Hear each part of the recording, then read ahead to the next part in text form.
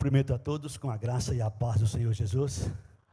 Ao nosso Deus seja toda a glória, toda a honra, todo o louvor e toda a adoração. Vamos aproveitar esse momento que estamos em pé e vamos abrir a palavra do Senhor. Na carta que Paulo escreveu à igreja de Éfesos, capítulo de número 4. Nós vamos ler com vocês versículo 25 até o 32. Carta de Paulo à igreja de Éfesos, capítulo 4, versículo 25 ao 32. Quem for encontrando, aproveita e manda um glória para o Senhor. Quem não encontrou, já está na tela, viu? Diz assim a palavra do Senhor. Vamos fazer uma leitura alternada? Eu vou ler os versículos ímpares e vocês vão ler os versículos pares. Por isso, deixando a mentira, fale cada um a verdade com o seu próximo, porque somos membros uns dos outros.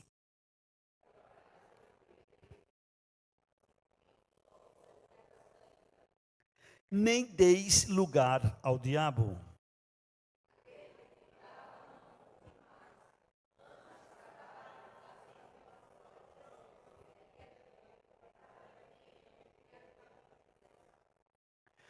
Não saia da vossa boca nenhuma palavra torpe, e sim, unicamente a que for boa para edificação, conforme a necessidade, e, assim,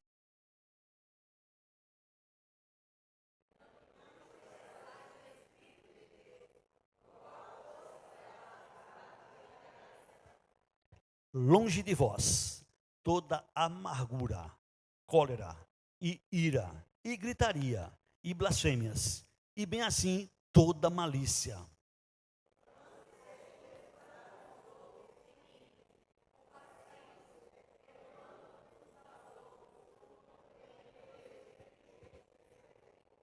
Amém. Sente, mas não feche a Bíblia, viu?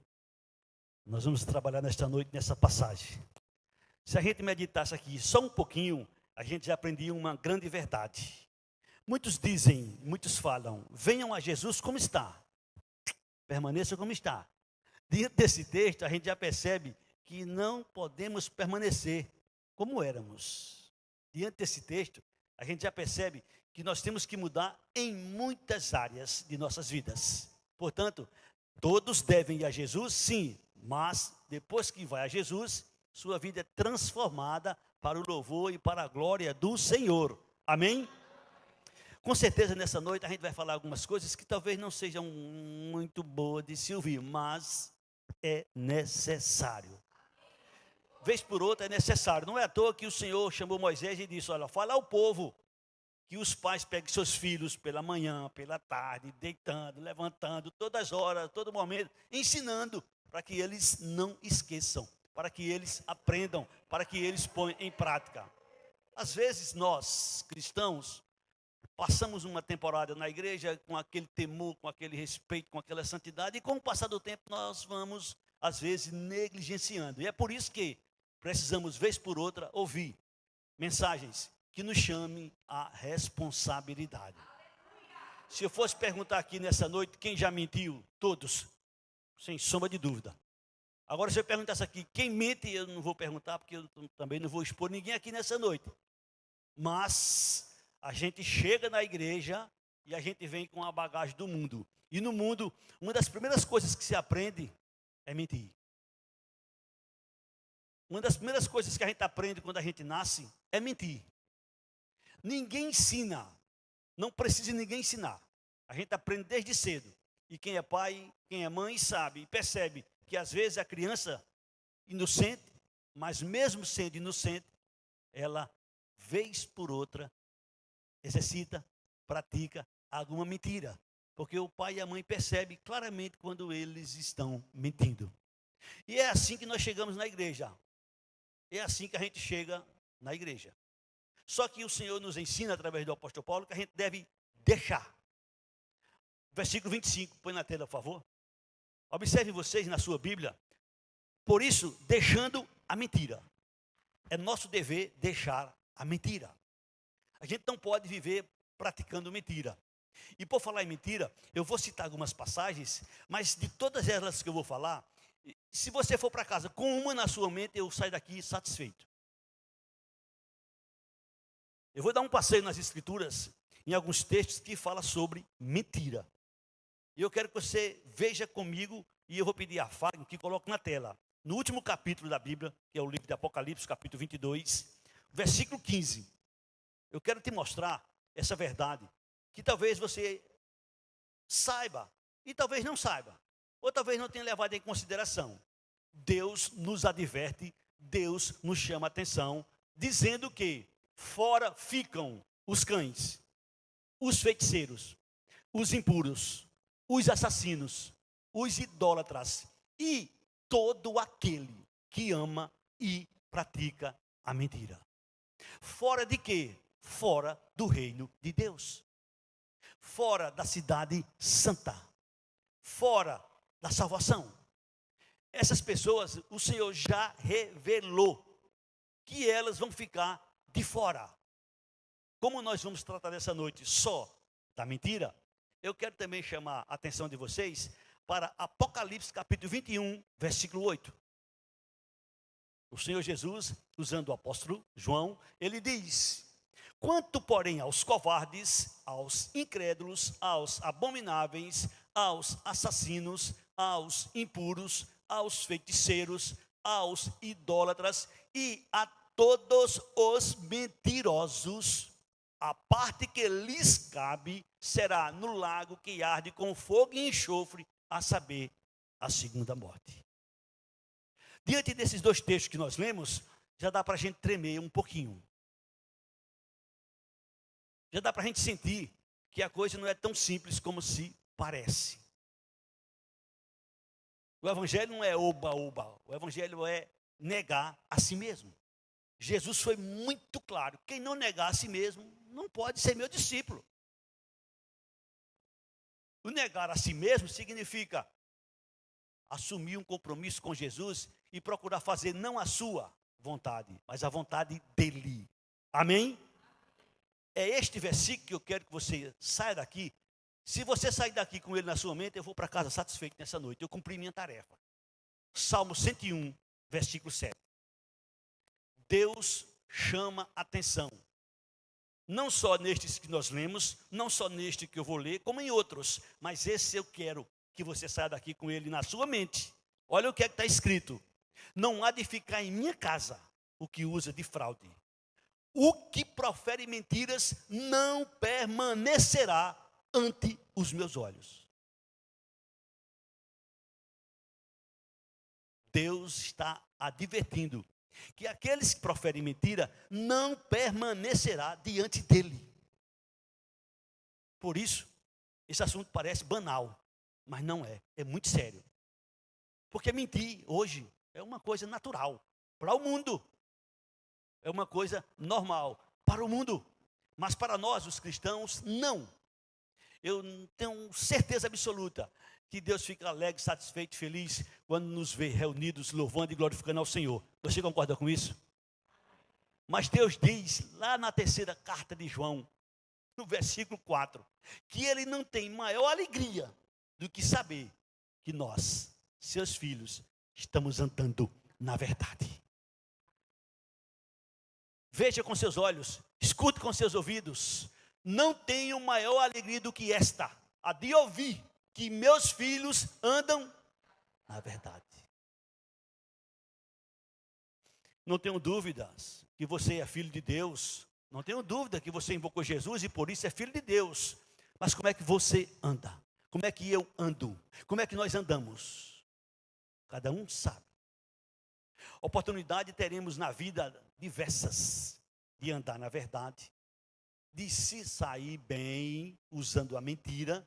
E o astuto, o inimigo, ele vai fazer de tudo para que eu e você caiamos na sua cilada.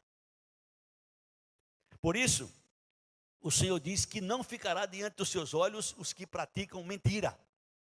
No Salmo 5, versículo 6, Deus também nos chama a atenção. Eu quero dar uma introdução aqui para vocês sobre a mentira. Salmo de número 5, versículo 6. Deus diz que destrói os que proferem mentira. Deus está dizendo: tu destrói os que proferem mentira. O Senhor abomina o sanguinário e ao fraudulento. Eu quero que você entenda que nós sabemos que Jesus revelou que o diabo só criou uma coisa. Ele só tem a paternidade, uma coisa, é a mentira. Jesus disse que ele não se firma na mentira, lá em João 8,44. Ele é mentiroso desde o princípio, nunca se firmou na verdade. Jesus foi quem falou isso. E quando o ser humano mente, se parece com ele. E é por isso que Deus não tolera. É por isso que Deus não quer que os seus filhos andem na mentira. Por isso que ele diz, deixando a mentira, fale a verdade um com o outro, porque somos membros uns dos outros. Às vezes a mentira dói, mas é necessário. É melhor doer com a verdade do que você acariciar com a mentira. Eu ainda quero citar para você Colossenses capítulo 3, versículo 9, quando Paulo diz mais uma vez sobre a mentira. Não mintais uns aos outros, uma vez que vos despistes do velho homem com os seus feitos. Quem está em Cristo ou seja, um novo homem. O que é que o Senhor está dizendo? Assim como você agora é um novo homem, você se despediu do velho homem, então não minta mais um ao outro. Procure andar, viver com a verdade. O grande sábio Salomão, no capítulo 12 de Provérbios, no versículo 22, ele diz algo bem interessante. Provérbios capítulo 12, versículo 22. Os lábios mentirosos são abomináveis ao Senhor, mas aqueles que agem fielmente são o seu prazer. Com essa introdução, você já percebe que a coisa é muito séria. Existe no mundo um ditado de uma tal de mentira branca. Será que Deus se agrada também com essa tal mentira branca? Essa mentira é para não magoar, é para não ferir, é para não causar embaraço às outras pessoas? Existem muitas definições sobre mentira, mas eu escolhi uma que diz assim: a mentira é, na verdade, uma maneira de enganar, manipular e tirar proveito próprio. A mentira é uma forma de traição. Portanto, está com a Bíblia aberta em Efésios capítulo 4, versículo 25. Eu dei essa introdução, porque aqui é importante a gente saber por que o Senhor pede, solicita que nós deixemos a mentira. Porque a mentira não é de Deus. Você sabe muito bem disso. Ou tem dúvida? Sei absolutamente que todos nós sabemos que a mentira não é de Deus. Então, quando a gente pratica, quando a gente diz, quando a gente mente, a coisa é séria. A coisa é séria. Versículo 25 diz o apóstolo Paulo de Efésios, capítulo 4, versículo 25. Por isso, deixando a mentira, fale a verdade um com o outro, porque somos membros uns dos outros. Nós fazemos parte de uma família, a família de Deus, a família de Cristo. E a gente precisa entender isto, que a gente deve andar e viver praticando a verdade. Nesta mesma carta que Paulo escreve aos Efésios, no capítulo 5, versículo 1, ele diz: sede, pois, imitadores de Deus como filhos amados. Então, como filhos de Deus, a gente precisa se aproximar dele o máximo possível. Se é para imitar alguém, que seja Jesus Cristo. No máximo, se você quer diminuir, que seja Paulo, porque ele teve a ousadia de dizer: sede meus imitadores, como eu sou de Cristo. Portanto, a gente sabe que Paulo, depois que ele teve um encontro com Jesus, foi uma mudança radical. O testemunho dele comprova, a história comprova. Devemos deixar a mentira. Se é que alguém entre nós, vez por outra, ou constantemente anda mentindo, Deus sabe. Nem precisa você falar, que Deus já sabe o que é que você vai falar. Deus sabe tudo, Deus conhece tudo. Amém? Bendito seja o nome do Senhor. No versículo 26, o Senhor usa Paulo e diz assim: irai-vos e não pequeis. A ira faz parte da natureza humana.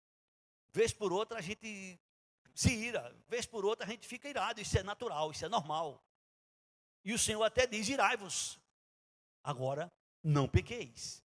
E para que a gente não peque na hora que a gente fica irado, a gente precisa ter algo que é sobrenatural.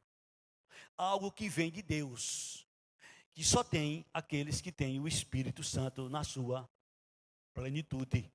Chama-se domínio próprio. Na hora da ira, a pessoa faz o que não quer, a pessoa diz o que não quer, a pessoa é capaz de fazer coisas que depois ele se arrepende grandemente. Por isso, ensina alguns estudiosos que quando a gente está irado, a gente pare e conte pelo menos até 10. Em silêncio mesmo. 1, 2, 3, 4, 5, 6, 7, 8, 9, 10. Esse tempo de 10 segundos é o suficiente para você mudar radicalmente aquilo que você ia dizer, aquilo que você ia fazer. Mesmo estando irado. Mas se você agir com ira, você vai pecar. Você vai pecar. Por isso que o Senhor diz através de Paulo: irai-vos e não pequeis. Então eu posso ficar irado? Pode, está lá a palavra do Senhor. O que você não pode é permanecer irado. No mesmo versículo, Paulo continua: irai-vos e não pequeis. Não se ponha o sol sobre a vossa ira. O que é que ele está dizendo? É que a gente não deve dormir irado. Chegou a noite, então o sol se pôs. Então você já precisa ter se reconciliado consigo mesmo.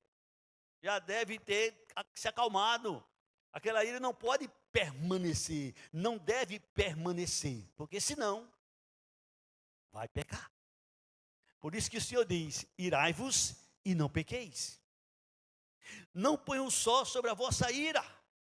Quando a gente está irado, a gente faz cada besteira. Eu acredito que vocês devem ter tido experiências de ter sofrido do pai e da mãe no momento de ira, e talvez tenha alguma marca no seu corpo, ou talvez tenha causado alguma marca no corpo de um dos seus filhos, ou talvez tenha falado palavras duras, que causou divisão, separação, destruição, por conta daquele momento, por conta daquele momento da ira. A gente deve entender, a gente deve aprender, a gente deve saber que a ira pertence a Deus. A mim pertence a ira, a mim pertence a vingança, diz o Senhor. Ele, sim, ele tem o poder, a capacidade de dominar e fazer. Agora, eu e você não. Se a gente for dar lugar à ira, nós vamos fazer besteira. A gente vai brigar, a gente vai meter faca em alguém, a gente vai meter tiro em alguém, a gente vai levar facada, a gente vai dar facada, a gente vai dar murro, vai levar murro, a gente vai se agarrar, porque está irado. A ira não é de Deus. A ira não quer, o Senhor não quer que a gente permaneça irado. A ira pode vir, pode sim, mas aí você tem que parar e dizer: Senhor, amém? Vamos juntos, irai-vos e não pequeis. Não se ponha o sol sobre a vossa ira. Fiquei irado e pequei. Disse o que não devia ter dito, fiz o que não devia ter feito, e agora? Me reconciliar. Me reconciliar. Eu vou ter que pedir perdão, eu vou ter que me humilhar, eu vou ter que buscar a paz, eu vou ter que fazer de tudo para me reconciliar com quem quer que seja. Paulo diz em uma das passagens lá em Romanos, que quanto depender de nós, a gente deve ter paz com todos os homens. Não sei se você conhece essa passagem, Romanos capítulo de número 12, versículo 18, põe na tela, por favor, Romanos 12, 18, se não for é 14, 18. Exatamente, Romanos 12, 14, se possível, quanto? A gente escuta, a gente fala às vezes, quando depender de mim. Não é quando, é quanto. Está relacionado a custo. A tempo, custe o que custar. Quanto depender de vós, tende paz com todos os homens.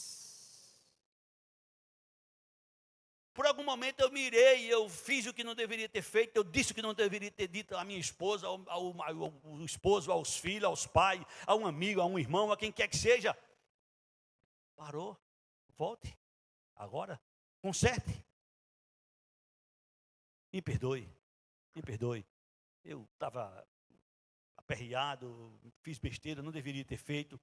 Como cristão, a gente precisa se humilhar. E Jesus disse, está escrito, aqueles que se humilham serão exaltados.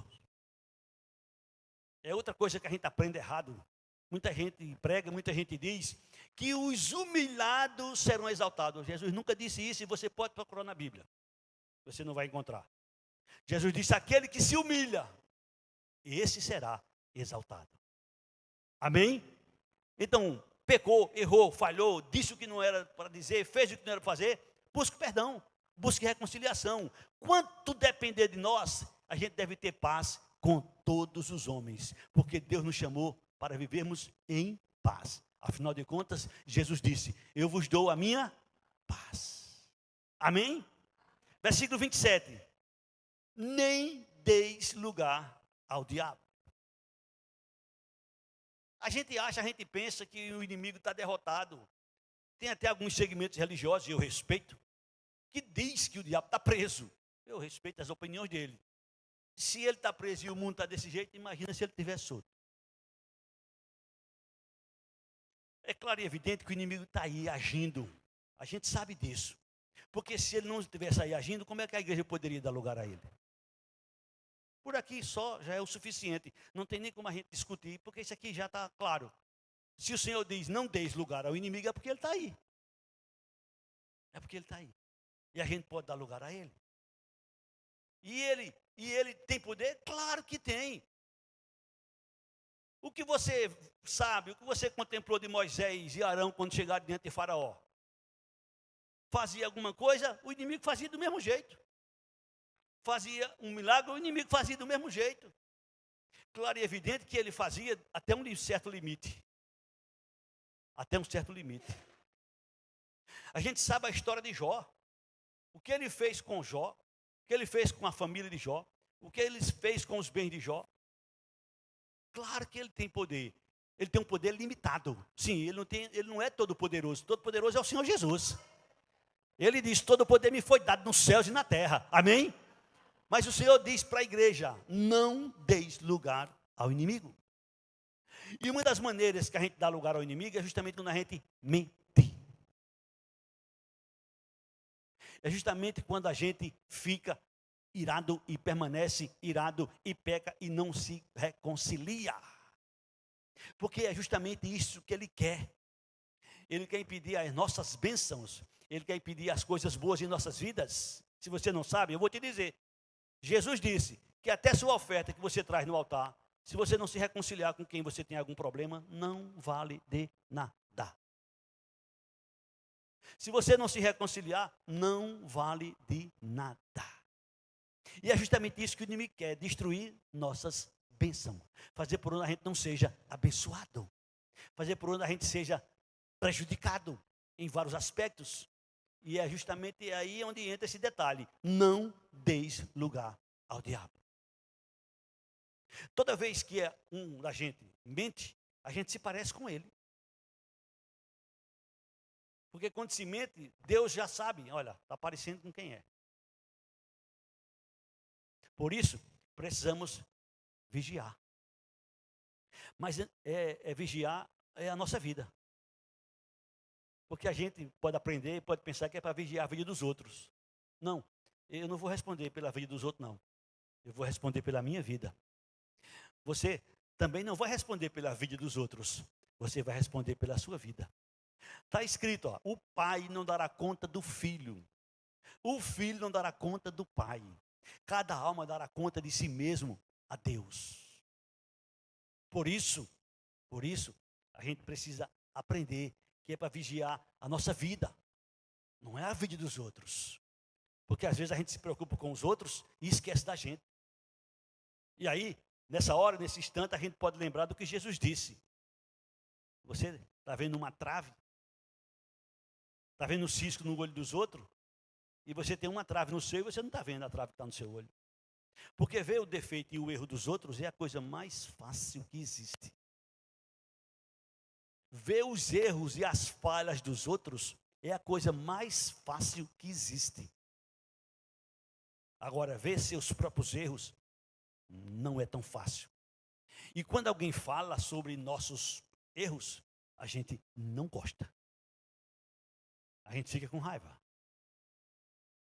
Quando alguém nos orienta, quando alguém nos disciplina, quando alguém nos chama a responsabilidade por atitudes de erros nossos, a gente não gosta.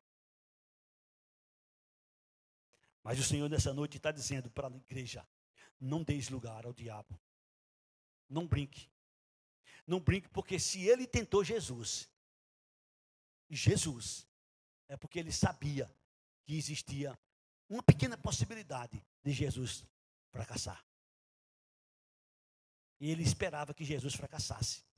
E diz o texto que depois que ele perseguiu Jesus, depois que ele tentou Jesus em todas as espécies, ele se afastou por um tempo.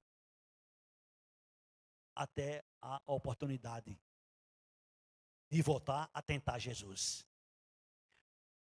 Eu e você. Precisamos ter muito cuidado. A gente sabe, eu já disse aqui algumas vezes, que o inimigo derrotou o homem mais santo que teve aqui, fora Jesus. E foi Adão. Adão foi feito sem pecado. O inimigo derrotou-lo. A gente sabe que o inimigo derrotou o maior adorador que existiu aqui na terra, que foi Davi. A gente sabe que o inimigo derrotou o homem mais sábio que passou aqui nessa terra, que foi Salomão. E a gente sabe que o inimigo derrotou o homem mais forte que existiu aqui nessa terra, que foi Sansão. E esse coitadinho de Cláudio? E você? Se a gente não tiver cuidado, é fácil ser derrotado. É fácil ser destruído. Por isso, o Senhor diz: não deis lugar ao diabo. Amém? Versículo 28. Aquele que roubava, furtar é roubar. Aquele que furtava, não furte mais. Com esse texto aqui, a gente poderia aplicar uma série de coisas que se fazia antes de ser crente, mas agora, depois de crente, a gente não deve fazer. E tem muita coisa que não precisa a gente questionar, nem o pastor falar. Porque tem muitas coisas que se a gente parar e perguntar: Espírito Santo, divino e bendito Espírito Santo, isso que eu vou fazer agora é certo? Não precisa muita coisa. Agora a gente já sabe que a coisa é errada e a gente não vai fazer isso.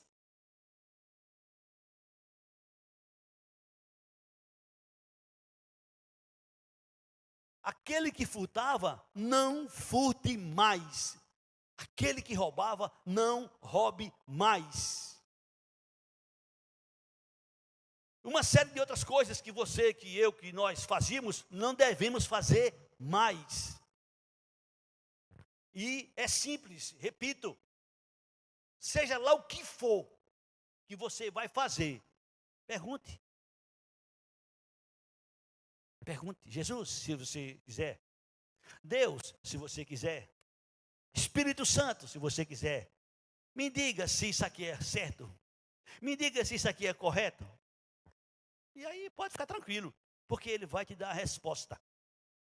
Pode ficar tranquilo. Ele vai te dar a resposta na hora. Não é depois não, é na hora.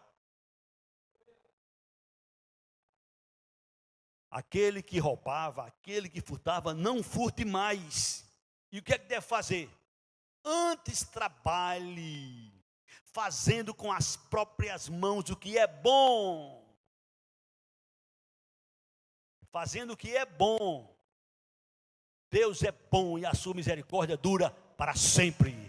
Ó, provai e vede que o Senhor é bom. O que é que nós devemos fazer? Coisas boas. Coisas boas. Porque tem coisas que nem precisa perguntar. Porque a gente já sabe que é boa. É por isso que Paulo, quando ele escreve a Tito, no capítulo 1, no versículo 15, ele diz: sabemos que todas as coisas são puras para os puros. Olha como é que diz: todas as coisas são puras para os puros, mas para os impuros e descrentes nada é puro, porque tanto a mente como a consciência deles estão corrompidas. Agora você tem Jesus no coração? Você tem o Espírito Santo no coração? Então, você é uma pessoa boa se você tem Jesus. Se você tem o Espírito Santo, as coisas que você faz são puras, porque é uma verdade.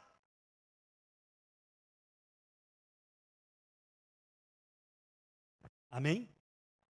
Ou você está esquecido? Se você tiver, eu vou te lembrar. Jesus disse: pelas obras, vocês o conhecerão. Quando Jesus fala sobre os falsos profetas, ele diz: pelas obras vocês vão conhecer eles, se são ou não falsos profetas. Não foi assim que Jesus disse? Foi ou não? Claro que foi. Quer que eu mostre na Bíblia? João capítulo 7. Por favor, Fagner. Deixa eu pegar aqui o texto. Mateus capítulo 7. Vamos lá. Palavras do Senhor Jesus. Versículo de número 20. Assim, pois, pelos seus frutos os conhecereis. Jesus disse que a gente conheceria o falso profeta pelos seus frutos. Amém? Agora, os frutos que você faz, os frutos que você pratica, vai te revelar quem você é. Os frutos que eu faço vai revelar o que eu sou. Por isso que Paulo diz: nada é impuro para os puros. Todas as coisas são puras para os puros. Faça o que é bom. Aquele que furtava, não furte mais. Antes trabalhe, fazendo com as próprias mãos o que é bom. E que tenha com que acudir ao necessitado. Nunca vai faltar pessoas para a gente ajudar. Nunca vai faltar pessoas para a gente ajudar. De todo tipo, de toda espécie. O problema é que às vezes na caminhada a gente se fere, a gente se machuca, a gente se decepciona. E por conta disso e de outras coisas mais, a gente fecha o coração. A gente fecha o coração. E a gente não quer mais ajudar. Mas quando a gente deixa de ajudar a quem quer que seja que precisa, a gente está deixando de ajudar é o Senhor Jesus. Você não está lembrado? Quando ele diz: eu tive fome, eu tive sede, eu estive nu, eu estive preso, eu estive enfermo, e você não fez nada por mim. Foi um espanto. Foi um questionamento geral. Foi unânime: Senhor, quando foi que isso aconteceu? O senhor deve estar enganado. Quando você deixou de fazer a um desses pequeninos, a um desses que necessitam, a mim você deixou de fazer. Por isso que ele diz em Efésios capítulo 4, versículo 28, aquele que furtava, não furte mais, antes trabalhe, fazendo com as próprias mãos o que é bom, para que tenha com que acudir ao necessitado. Amém? Não é à toa que Jesus chamou os discípulos em uma certa ocasião e disse: dá-lhe voz de comer. Mas Senhor, como é que a gente pode fazer isso? Dá-lhes voz de comer. A igreja, ela tem um trabalho fora do comum, não é só espiritual. A igreja tem uma obra muito grande e não é só espiritual. Versículo 29. Não saia da vossa boca nenhuma palavra torpe. Não saia da vossa boca nenhuma palavra torpe, nenhuma. Olhe, não são duas, não, é nenhuma. Eu sei que alguns se convertem e precisa levar um tempo para poder pôr em prática esses ensinamentos. E às vezes é necessário, vez por outra, ser advertido, porque senão pode vacilar. E quando menos espera, palavras torpes saem da sua boca. Porque no mundo não se aproveita nada. As conversas no mundo não são proveitosas. Por isso que no Salmo 1, que por sinal foi lido aqui no início, já diz: Bem-aventurado o homem que não anda no conselho dos ímpios, não se detém no caminho dos pecadores, não se assenta na roda dos escarnecedores. Antes, seu prazer está na palavra do Senhor, nessa palavra medita de dia e de noite. Essa pessoa é como uma árvore plantada junto à corrente de águas, que no devido tempo dá o seu fruto, cujas folhas não murcham, e tudo quanto ele faz será bem sucedido. Os ímpios não são assim. Os ímpios não são assim. E nós vivemos juntos com eles. E não temos como separar deles. Precisamos estar juntos para contaminá-los. Para que eles vejam, para que eles percebam a diferença. Se eles verem, se eles perceberem a diferença, eles vão ficar curiosos. Mas se você, somos iguais a eles, ou parecido com eles, o que é que vai atrair a eles?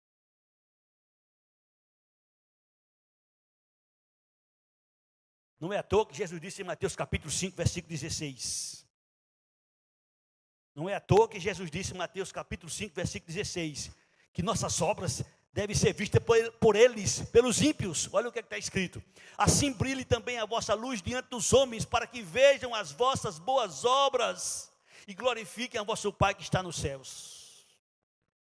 Nós não fomos chamados para permanecer como éramos. Nós fomos chamados para as boas obras, as quais Deus de antemão preparou para que nós andássemos nelas. Amém, irmãos? Não saia da vossa boca nenhuma palavra torpe. Não saia da vossa boca nenhuma palavra torpe.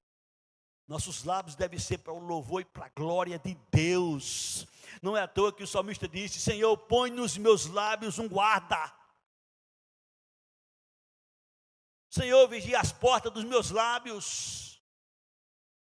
E quando acontece, que pode acontecer, de sair alguma palavra torpe, Jesus me perdoa, Senhor me ajuda, Senhor, sê comigo. E isso não é só em palavras, é em qualquer outra área de nossas vidas. Afinal de contas, o Senhor deixou revelado que Ele é nosso ajudador. Ele está pronto para nos ajudar. E Ele sabe, e Ele diz, porque nós somos pequenos e fracos. E precisamos dEle, necessitamos dEle. E, sem Ele, eu e você, a gente não vai ter condição, a gente não vai fazer nada. Ele disse, sem mim você não pode fazer nada.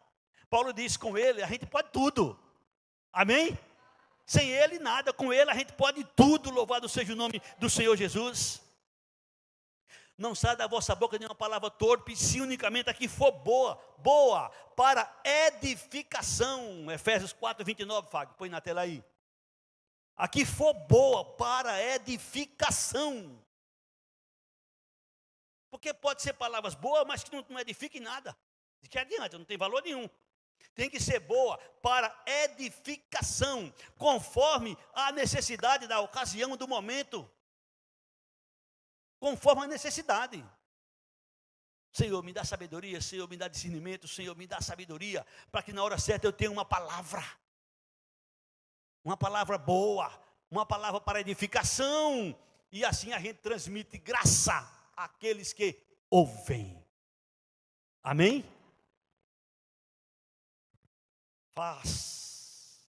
Fazemos uma análise em nossas vidas.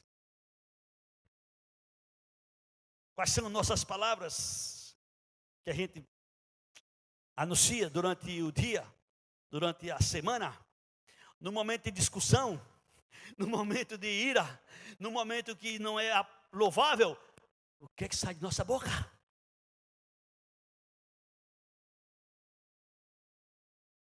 O Senhor diz, não saia da nossa boca nenhuma palavra torpe. Amém? Amém, irmãos? Versículo 30. Não entristeçais o Espírito de Deus. Não entristeçais o Espírito de Deus. Não entristeçais o Espírito de Deus, no qual fomos selados para o dia da redenção. É por isso que nossa vida é uma vida de arrependimento. A gente precisa, vez por outra, Senhor, me perdoa, Senhor, me perdoa, Senhor, me perdoa, Senhor, me perdoa, Senhor, me perdoa. Porque qualquer coisa que a gente fizer que não for do agrado de Deus, se a gente solta uma mentira, se a gente ficou irado e permaneceu irado, se a gente deu lugar ao inimigo, se a gente furtou, enganou, se a gente fez qualquer coisa, vai refletir onde? Não entristeça o Espírito Santo. Não entristeça o Espírito Santo de Deus, no qual foste selado para o dia da redenção. Quando o homem, quando a mulher invoca Jesus como Senhor, como Salvador, a primeira coisa que ele recebe é a marca de Deus, a marca de propriedade de Deus, a marca que ele foi comprado, e é justamente o Espírito Santo que sela ele, e esse Espírito Santo, ele tem ciúme de nós. Você tem ciúme do seu namorado, você tem ciúme de sua namorada, você tem ciúme da sua esposa, você tem ciúme do seu marido, você tem ciúme das coisas que você tem. Deus revela que o Espírito Santo tem ciúme de nós. Põe na tela aí, Tiago, capítulo 4, versículo 5. Tiago, capítulo 4, versículo 5. Ou supondo que em vão afirma a Escritura, é com ciúme que por nós anseia o Espírito que Ele fez habitar em nós. De acordo com a nossa postura, de acordo com a nossa maneira de viver, nossa conduta, a gente deixa o Espírito Santo triste, deixa o Espírito Santo com ciúmes, porque nós somos comprados. Nosso corpo agora pertence a Deus, nosso corpo agora é de Deus, e Ele espera, e Ele quer, e Ele deseja, e Ele revela que nosso corpo seja para o seu louvor e para a sua glória. Amém? É por isso que Ele revela que qualquer pecado que a gente cometer é fora do corpo, mas aquele que se prostitui vai pecar contra o próprio corpo e pode preparar que a lapada vai vir. Efésios 4:30, não entristeçais o Espírito de Deus, no qual foi selado para o dia da redenção.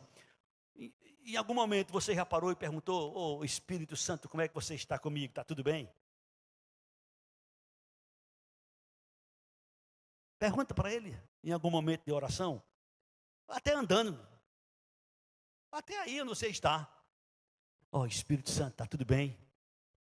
Você está alegre comigo ou você está triste comigo?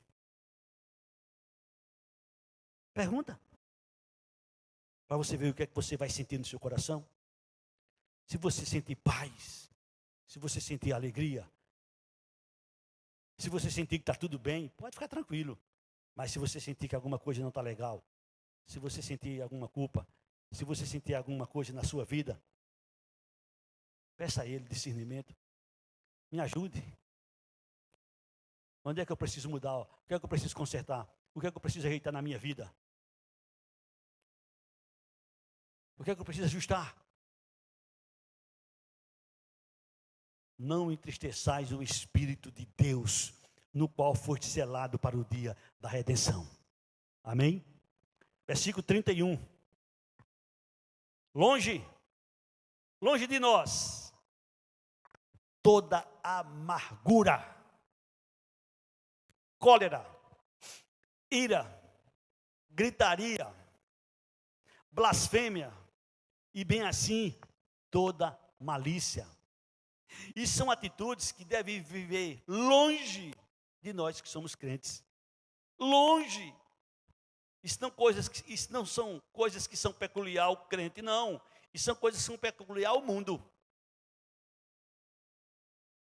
Isso são coisas que são peculiar para aqueles que não têm Jesus, para aqueles que não têm o Espírito Santo, para aqueles que não têm Deus, para aqueles que vivem de acordo com o seu intelecto, com a sua capacidade, de acordo com a sua filosofia, mas aqueles que vivem de acordo com a filosofia de Jesus, aqueles que vivem de acordo com a vontade de Deus, essas coisas devem estar longe.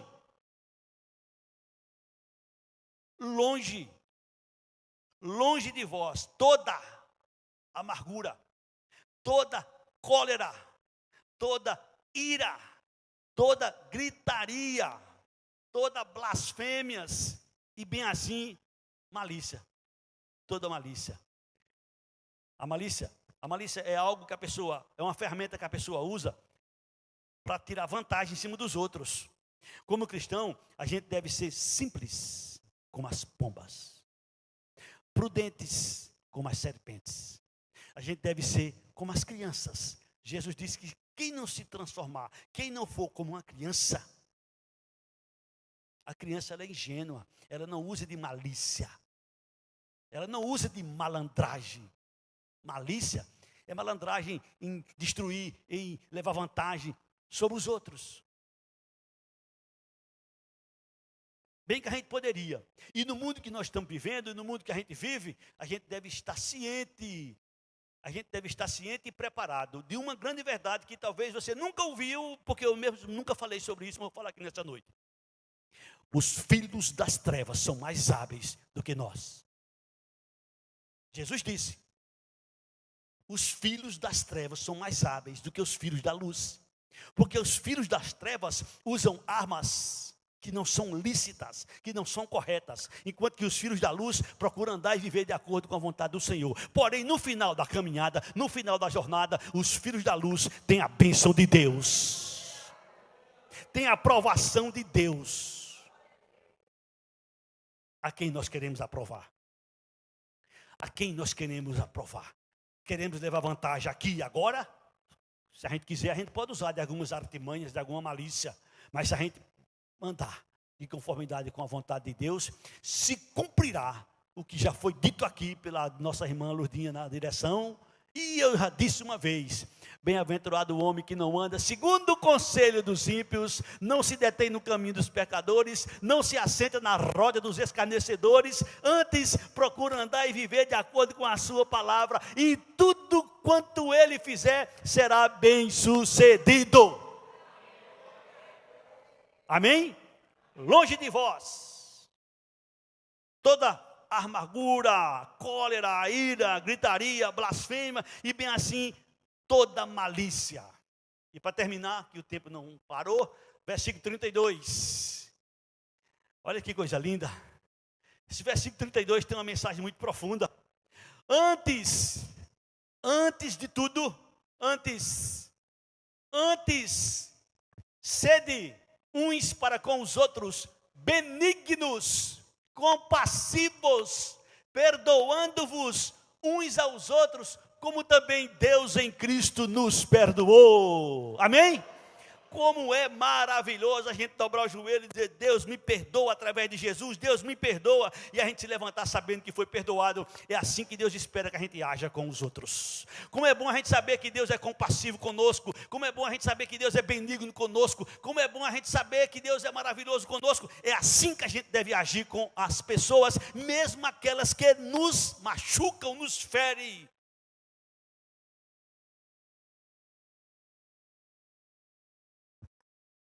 Tem mágoa de alguém? Perdoa logo. Perdoa logo, porque a gente não pode ocultar o que Jesus disse. Jesus disse lá na oração do Pai Nosso, quando ele conclui, os 2 versículos seguintes é muito forte, Mateus 6, 14 e 15. Se você perdoar, papai lhe perdoa. Se você não perdoar, papai não lhe perdoa. E aí você quer comunhão com Deus e não terá. Tem que perdoar. Mateus 6. Porque se perdoardes aos homens as suas ofensas, também vosso Pai Celeste vos perdoará. Amém? Verdade absoluta. Se você perdoa aos homens, o que acontece com Deus? Te perdoa. Versículo 15.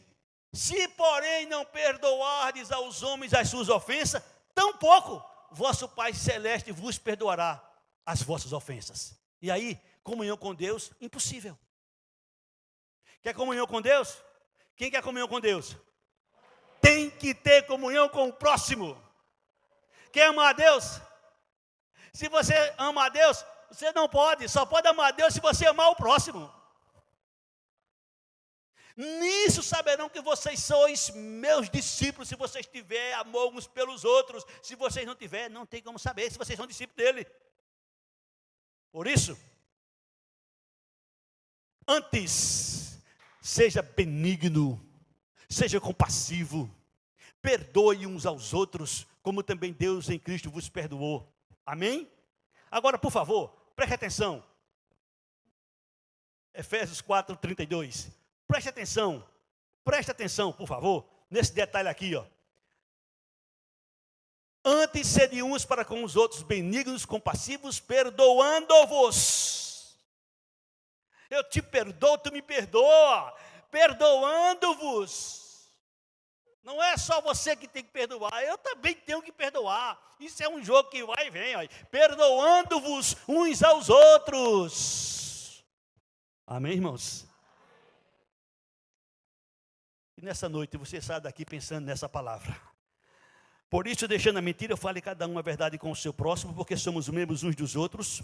Irai-vos e não pequeis, não se ponham só sobre a vossa ira, nem deis lugar ao diabo. Aquele que furtava não furte mais, antes trabalhe fazendo com as próprias mãos o que é bom, para que tenha com que acudir ao necessitado. Não saia da vossa boca nenhuma palavra torpe, e sim unicamente a que for boa para edificação, conforme a necessidade, e assim transmita graça aos que ouvem. E não entristeçais o Espírito de Deus, no qual foste selado para o dia da redenção. Longe de vós toda amargura, e cólera, e ira, e gritaria, e blasfêmias, e bem assim toda malícia. Antes, sede uns para com os outros, benignos, compassivos, perdoando-vos uns aos outros, como também Deus em Cristo vos perdoou.